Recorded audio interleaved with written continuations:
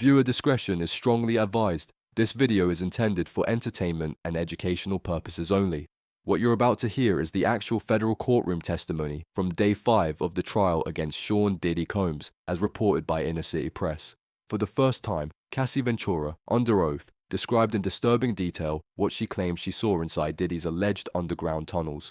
This wasn't about music, it wasn't about fame, and it wasn't even about their volatile relationship. What Cassie described was something far darker. She spoke of secret rooms, drug use, women in masks. Some of the more graphic elements have been censored to comply with YouTube's guidelines. But the core testimony, it remains untouched. And what she revealed on the stand that day shocked the courtroom and may just unravel one of the most disturbing celebrity trials in modern history. Because whatever was hidden beneath Diddy's empire might finally be coming to light. Day 5 began with a strange energy. Reporters arrived early, the public gallery was overflowing. Even the jurors seemed unusually focused. Everyone knew why. Cassie Ventura was taking the stand again. But this time, it wasn't going to be like the previous days of emotional but legally routine testimony. This time felt different. She entered quietly, guarded, and took her place opposite the defense, tired but composed. The judge issued a firm reminder. Courtroom decorum would be strictly enforced. Then, the questioning began. The defense had shifted tactics. No questions about the relationship. No emotional bait. Instead, they asked Cassie to describe Diddy's Los Angeles mansion, its layout, design, security systems. At first, it sounded like architectural trivia, until one question changed everything. Miss Ventura, have you ever been beneath the property, inside the tunnel? There was a pause, a sharp inhale across the room. The prosecution objected, speculation irrelevant, but the judge allowed it. Cassie took a deep breath. Yes, she said, one word. That's all it took to shift the atmosphere. Rumors had swirled for months, Reddit threads, anonymous tips, media jokes, but no one had ever confirmed it, until now. The defense leaned in. And what exactly did you see? Cassie spoke clearly.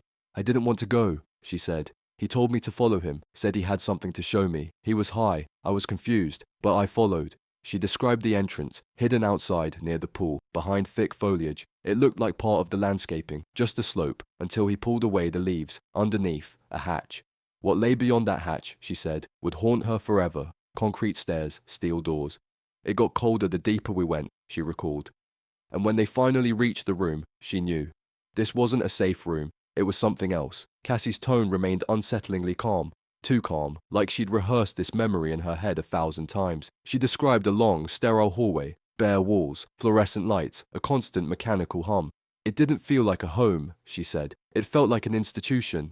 There were no windows, no cell service, twisting corridors. And Diddy, he walked ahead, mumbling to himself. He had that look, the one that meant, don't argue.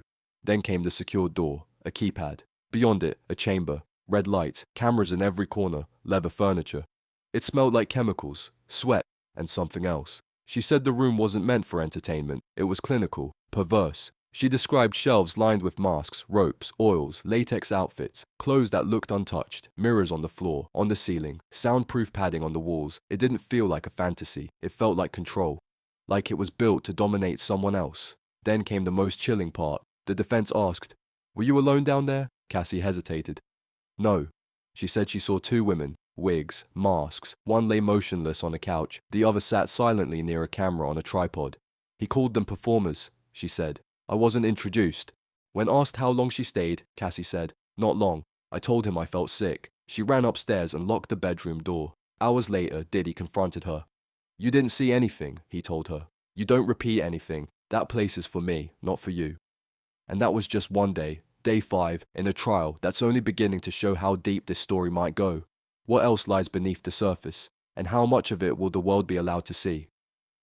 Stay tuned. That was the first and only time she ever went down there, but she never forgot it. When asked to describe the layout in more detail, Cassie's testimony turned even darker. It wasn't just one room, she said. There were 3 more that I saw. The first had no lights, just a bench in the center, and chains on the wall.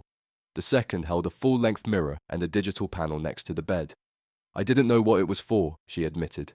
The third, nothing but a single chair and a box of wires. That's when she said she asked to leave. Diddy didn't stop her. He just laughed, told her she wasn't ready, said it was too real for her. But what stayed with her most were the words he whispered before unlocking the final door. This is where I bring the ones I own. She described hearing muffled sounds behind one of the doors, like music through a broken speaker. But then she realized they weren't sounds, they were voices. She couldn't see who was inside. She didn't ask, she just left. That night, she emerged from the tunnel shaking. She said her clothes smelled like that place for hours.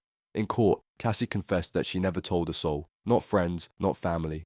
Because I didn't want to disappear, she said. That's how it felt, like if she ever spoke up, she'd vanish, just like the girls she saw down there. When the prosecution asked why she was speaking now, her voice softened. Because it's not just about me anymore, because he's still doing this, because if someone else ends up down there and never comes back.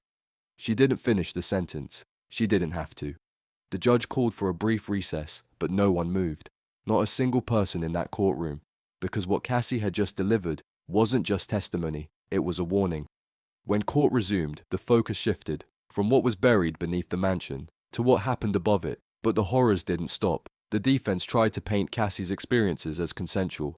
They leaned on a term that had surfaced in her old text messages with Diddy, freak-offs.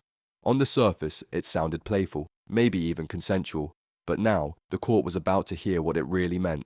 Can you explain what a freak-off was? The defense asked. Cassie nodded slowly. It was a planned night. It always involved sex, sometimes with multiple people, sometimes it was filmed. She said Diddy would assign roles, there were instructions, and sometimes drugs were mandatory. The jury was shown a series of messages going back years. One read, "Game starts at 10 p.m., no breaking character until 8 a.m. Another, "Bring candles, grab outfits, I want you in a wig." Cassie made it clear, these weren't rare events. They happened at least twice a month. Sometimes they were spontaneous, other times they were scheduled like business meetings. People were brought in, names were rarely given. Her consent, she said, was blurred, compromised.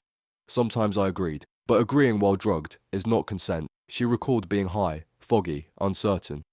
Sometimes I didn't even remember what I had done. The prosecution stepped in to clarify. These sessions didn't just take place in the mansion. They happened in luxury hotels, in his private homes, and yes, some even happened down in the tunnel. When asked directly, did any of these events take place underground? Cassie swallowed. Yes. She described one night in detail, ordered to wear a latex suit to stay completely silent. I was told I'd be punished if I broke character. Strangers were there, no names, just faces. He told me to trust him. One message entered into evidence read, "This time I want control." No safe word. Cassie testified that she often felt detached from her own body. Afterward, I felt hollow. I didn't know who I was anymore. She deleted videos, photos, not because she was ashamed, but because she was afraid. Afraid of what might happen if she ever spoke. Then came the questions about drugs. What substances were used during these events? The prosecutor asked. Cassie didn't flinch. Opiates, MDMA, benzos, weed, but mostly pills I didn't ask for. Sometimes I didn't even know what I took, until I woke up on the floor. She recalled one night at Diddy's Miami property, waking up sweating, the camera light still on, no memory of how she got there, no idea who else had been in the room. Eventually, she began to suspect the worst. "I think videos were being kept," she said. "He told me, 'You're mine forever now.' At first, I thought it was just words, but now she's not so sure, and for the first time, neither is anyone else." Then it hit her. He wasn't just recording for pleasure, he was documenting everything for control. The defense pushed back. "Did you ever see these videos yourself?" they asked. Cassie said only once, briefly. A clip on his laptop. Her, 2 men. She didn't even remember it happening. "I begged him to delete it," she said. His response? "I keep everything, for leverage." That control, she explained, went far beyond the bedroom. If she left the house without checking in, he'd call. Not once, not twice, but 50 times. If she didn't answer, he threatened to destroy her career. "I'll ruin everything," he told her. She believed him. Eventually, she noticed something else. People in his circle had stopped giving her pills. She suspected he told them not to, said she was stealing from him. "It was like he was cutting me off from the outside world. I became completely dependent on him." She said she once tried to escape, checking into a luxury rehab disguised as a spa, but he found out. He showed up in person.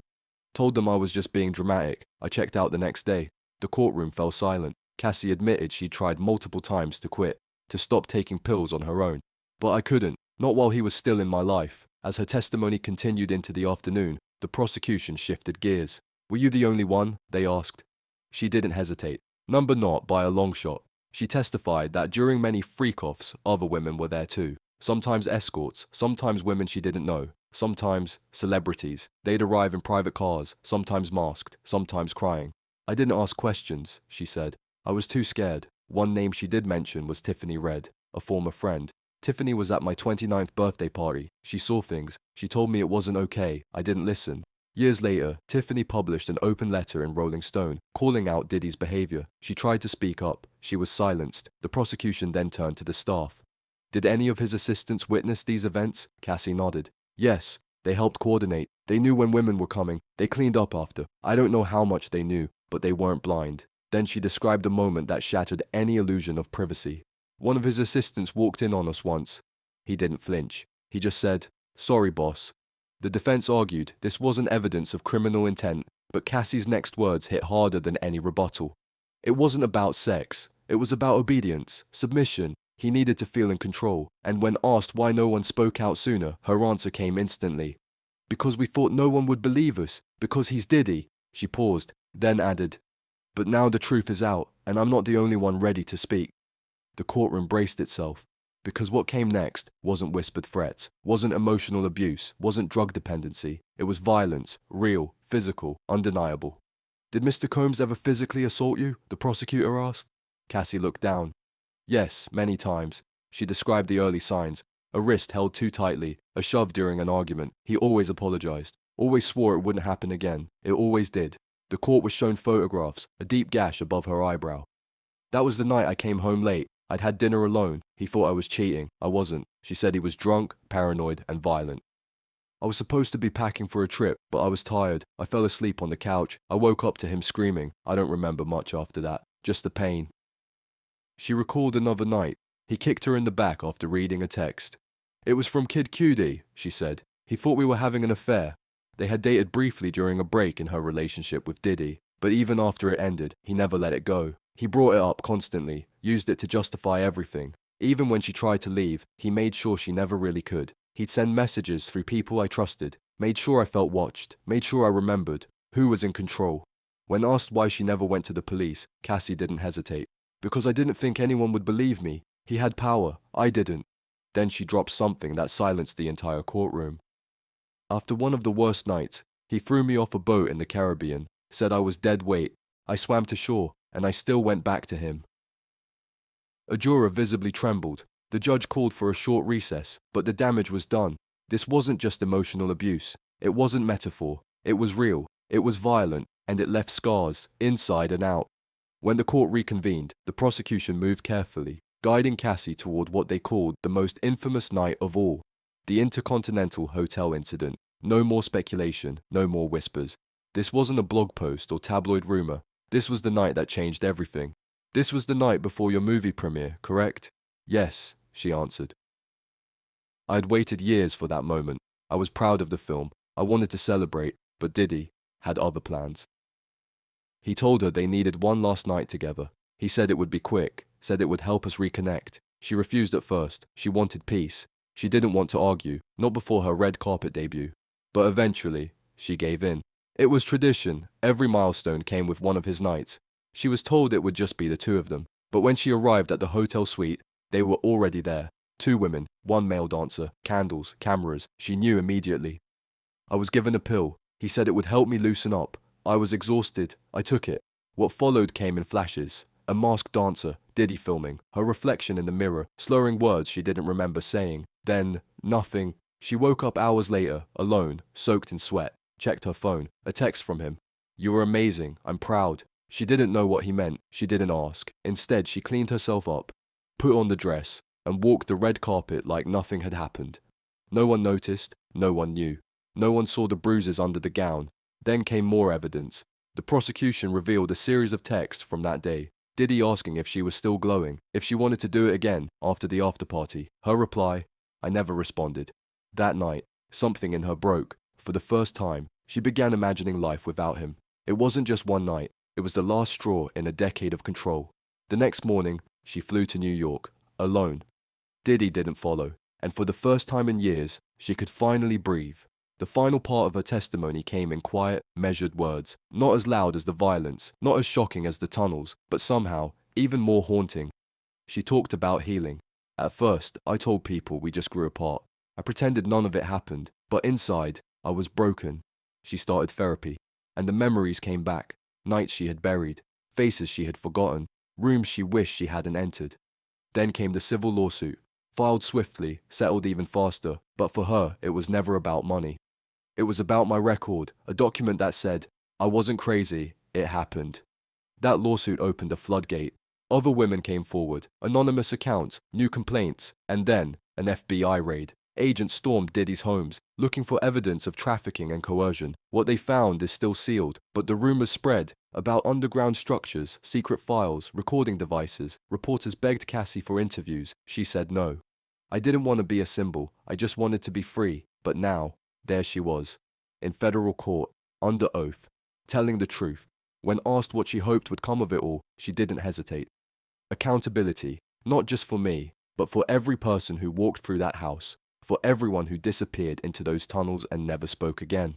With those words, her testimony came to an end. The judge dismissed the jury for the day. The cameras weren't allowed inside, but outside that courtroom, the world already knew. Cassie Ventura hadn't just testified. She'd pulled the veil off a hidden world, one protected by fame, money, and silence. And now, no matter what happens next, the truth is out.